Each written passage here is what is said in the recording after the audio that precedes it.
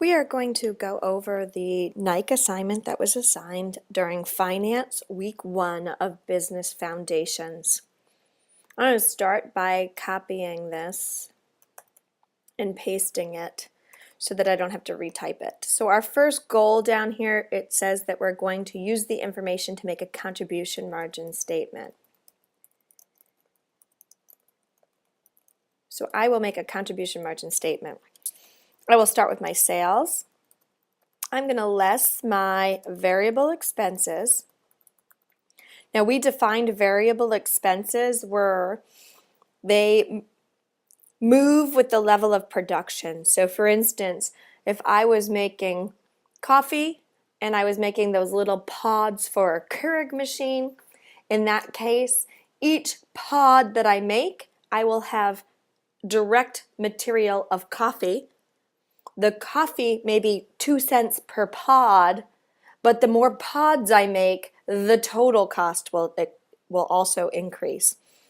So on a per unit basis, variable cost stays the same, but as a whole, variable costs will fluctuate in the same proportion as volume. So as we increase volume, total variable costs will increase in the same proportion. If we were to decrease sales volume, the number of things we made, it would decrease in proportion. But as a unit basis, it would stay the same. So if I take sales minus variable cost, that is the calculation for contribution margin. So I start with my sales number.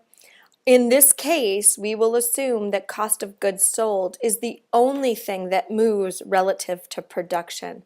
So that will be my variable expenses. Contribution margin in this case is the same as our gross profit, but not in all cases. So contribution margin may not be the same if we were looking at something a little bit more complicated. So from here I will have my fixed costs. Now these actually do not change as a result of production level changes. So if I have salary for the president of the company, whether I make 1 pot of coffee or million pods of coffee, I still have to pay the same number as a salary to the president. So we're going to assume that promotion, advertising, depreciation, and these others are all fixed. They do not change relative to changes in production level. So I'm going to take the total. And our operating income is going to be our contribution margin, subtract our fixed costs. And that is the end of the contribution margin statement. So I will then do break even. Now we said we cannot do break even in units due to the lack of information that I provided. So we are only going to do break even in dollars. So let's think about this. This is a little different than what we discussed in class. So break even in dollars is the point in which I have enough revenue to cover all of my costs and make 0 on the bottom line. So that being said, we can then assume that I'm going to cover all of my cost. So in this case, break even dollars will be the sum of my fixed costs plus my variable costs. If I cover that, I will then make 0. So let's just check that.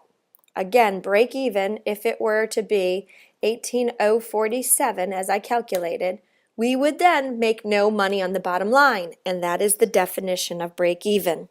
So, as you can see, if we had sold $18,047,000 worth, we would have enough to cover our variable expenses and our fixed expenses and have no income.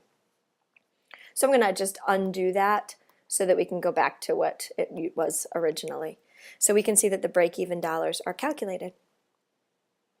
The next part of the question says, what's the degree of operating leverage?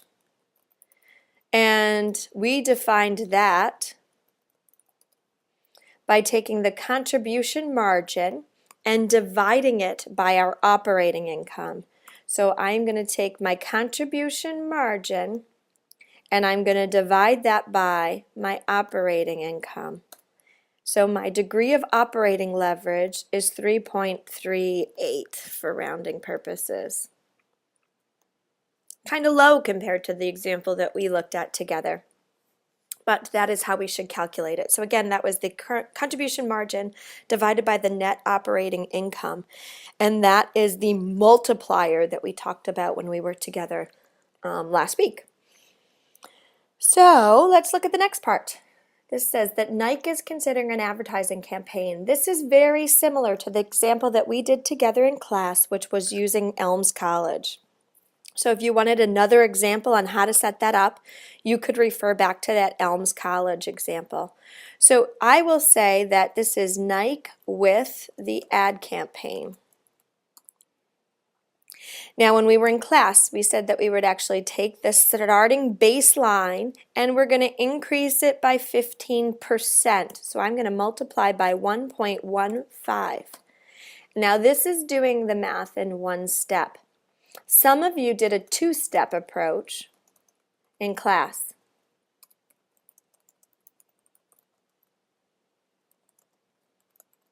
So when you did the two-step approach, you took the base number and you multiplied it by 15%.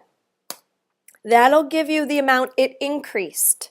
You then needed to add that to the original base. So in a two-step process, you would get the same answer that I got in a one-step process. It doesn't make a difference how you do it. I will show you both ways. So that is the calculation. We said variable expenses change directly in proportion to the volume increase or decrease. So I'm going to start with my base variable, and I'm going to multiply that by 1.15 to increase it 15%. I'm going to calculate a new contribution margin by taking the sales minus the variable costs. Our fixed expenses, according to the problem, start at the base level, and we're going to add $1.5 million, which gives us a new operating income.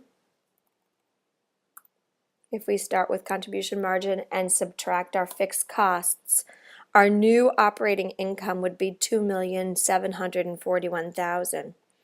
So that is how we would move forward and decide or look at if it was worth our money to spend $1.5 million on an ad campaign that would result in an increase of 15% sales volume.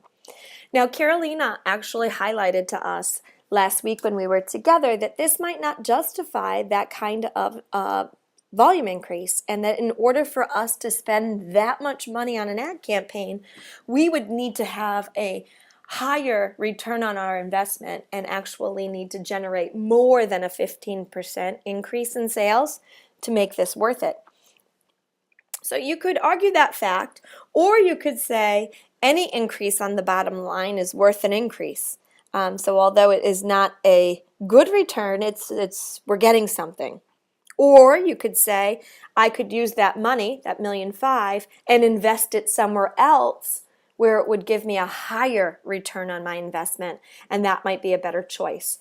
So when it comes down to your recommendation, as long as you can back your recommendation up with some analytical tool, then you've made a recommendation based on fact or based on an assumption that you've supported with calculations.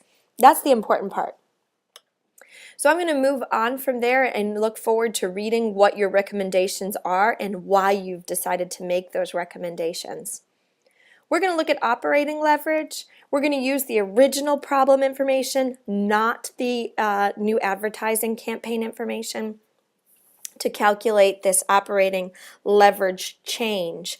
So it says if we increase sales by 10%, what would be the impact?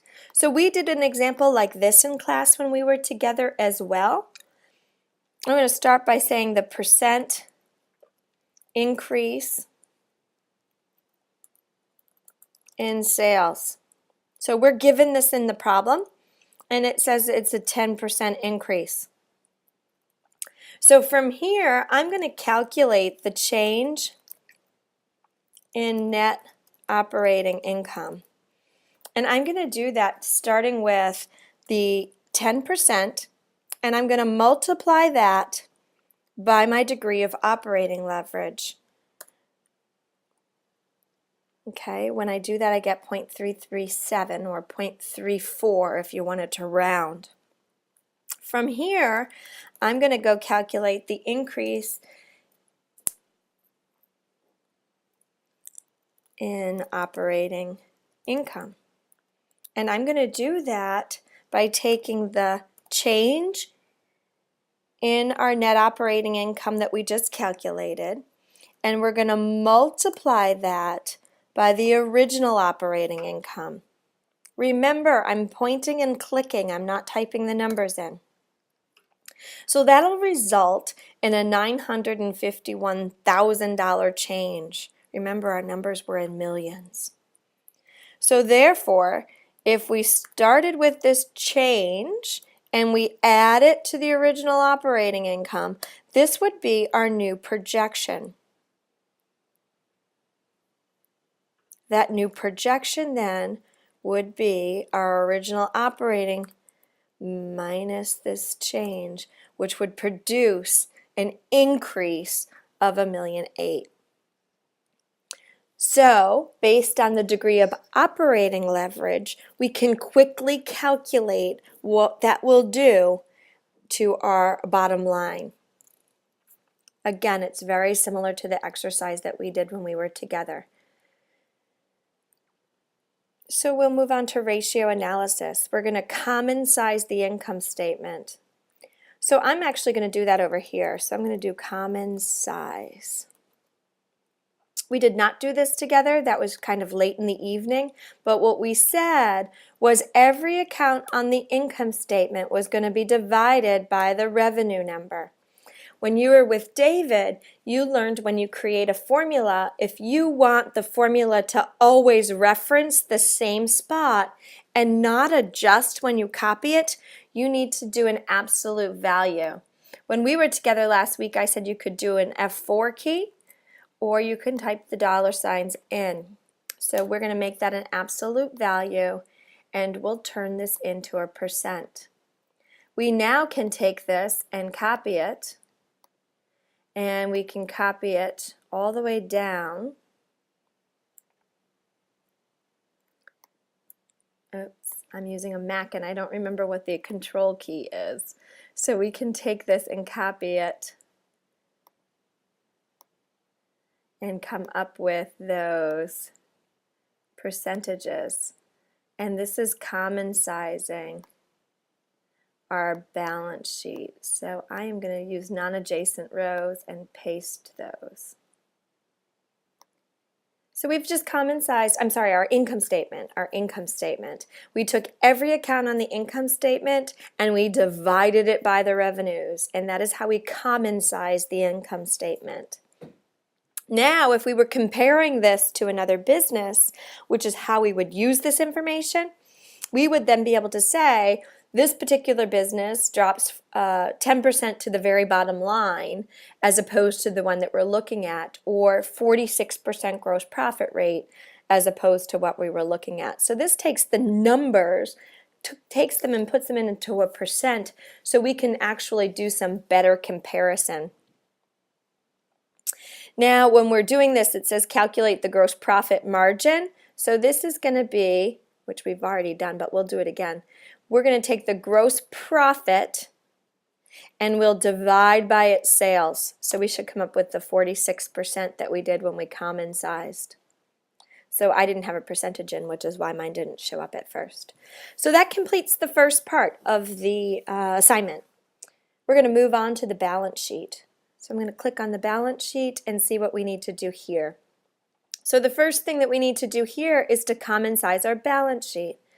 So when we common size, again, we turn everything into a percent, and in this case, we use total assets as that bottom number that we're going to divide by. So we're going to take every single balance sheet account and we will divide by our total. Make sure you pick up the total assets. Again, if we make this an absolute value, we can then copy it. So this is going to be turned into a percent. I'm going to give it up 2 places, or yeah, 2 places. I'm going to copy this, and now I'm going to paste it. If you hold down your control key, I believe you can paste to non-adjacent cells, which means I can skip around so that I don't have any blank spaces. So I am going to just paste this right down. And that is how we common size the balance sheet. Again, we divide every balance sheet account by its total assets. Therefore, we can then do some comparison and some analysis. We don't have anything to compare it to, so in this case it doesn't really help us solve any pieces of the puzzle. So the next thing we're going to do is the current ratio. The formula for the current ratio says to take our current assets, so let's go grab those, our current assets, and we divide those by our current liabilities. Make sure you're picking up the current. So I'm going to increase this to 2 decimals. So this is 2.85. Now when we looked at our slides together, we said that we wanted it to be higher than 1.5. I'm not sure. This looks a little high to me. So 2.85 might mean that they have a little bit more than I would want in my cash account or in my current assets. They have more than what they need. For every dollar in liability, they have $2.85 in current assets to service that liability. Might be a little bit too much for me. I like 1.5 a little better, especially when interest is so low. So now let's look at our return on assets. So in order for us to calculate the return on assets, we're going to start with our net income. We find net income on the income statement. So I'm going to click on my income statement and go pick up my net income. I am then going to divide that by total assets, which I find on my balance sheet. So the formula for this is to take net income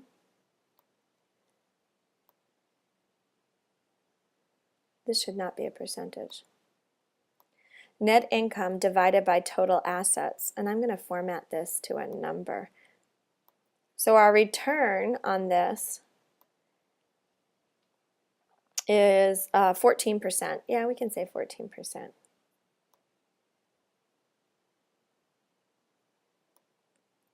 And the last one we're asked to calculate is our inventory turnover.